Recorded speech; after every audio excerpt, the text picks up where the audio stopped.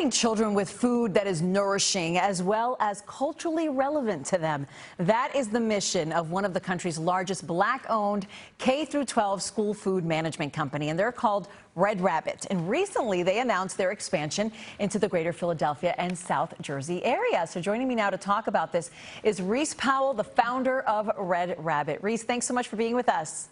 Thank you. Thank you. Glad to be here.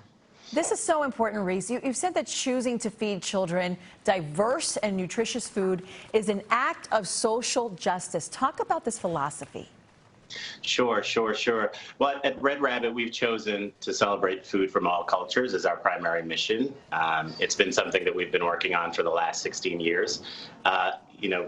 I'll give you a story to help kind of illustrate that. One of our chefs, Ola, she grew up in Brooklyn, New York. Her dad is of Nigerian descent, and her mom is of Jamaican descent.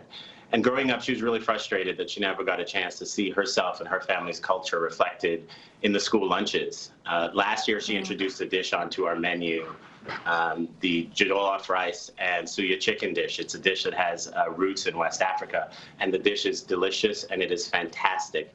And kids across the spectrum really enjoy it. It's one of our most popular dishes now. But what's really key about it is that kids who are of West African descent, kids who are of Caribbean descent, get a chance to see themselves reflected in school lunches. They get a chance to see themselves celebrated in school lunches. And this is something that only Red Rabbit is doing. This is very core to our mission. You know, we're the only ones who are kind of leaning into this idea that uplifting kids inside the lunchroom is important and celebrating their heritage. And it's something that we've been really proud to make a part of our company. What an experience that you're creating for these children. Your company celebrates food from all cultures, as you said. Tell us, not just the Nigerian dish that you discussed, but what else is on the menu? I'll tell you, we recently had a pastelón, which is a dish with Puerto Rican heritage. Yes. So one of our chefs, she's of Puerto Rican descent, and she cooked the dish for a school up here in East Harlem that's primarily Latino kids in the school. And the word got around at our corporate headquarters that this dish was amazing and it was on the menu. So one of our executives walked to the school to pick up a pan to bring it back to the dish. Now, I grew up in the Bahamas, which is only around the corner from Puerto Rico, but I'd never had this dish before, and I got to tell you, it is fantastic.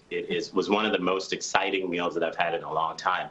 And as a company, we're just super excited that we're able to bring this type of food, this type of quality into the school lunchroom and provide it for kids, especially kids who have Latino heritage and who typically aren't able to see themselves. The idea that they can bring their whole selves to the lunchroom and that they're celebrated helps kind of really nurture their sense of self. So you're already educating these children through their food, but you also have more mainstream educational programs for the students, the teachers, the parents. Why do you think it's a must to engage the whole family? What are those programs about? That's a great question. I'm glad you asked it. You know, that started really early on inside of our history. I think it was probably the second year that we were around. We realized that no matter what we did inside the kitchen, no matter how hard we worked, our commitment to sourcing good ingredients, our commitment to preparing meals that were culturally relevant, that if we didn't help educate the whole community, those efforts would lay flat. And so really early on, we decided that it would be a part of our mission to also provide these programs into the schools for parents, for teachers, for school administrators, so they understood the work that we were doing and the impact that it could have on the kids. And one thing that really came out of that process is that as much work as we do, teachers really have a really big impact on kids' experience. And so we wanted to make sure they were brought into the fold and they could be advocates for this type of conversation also. They also could talk about the heritage of where the food the kids were eating comes from, and help celebrate that inside the classroom as well as we're doing it inside the lunchroom. Rhys Powell, just a great project. Wish you all the luck. Thanks for joining us. Thanks so much. And for much more information about Rhys's program and everything else we feature and the people we talk to on the 11 o'clock show, go to NBC10.com/finditon10.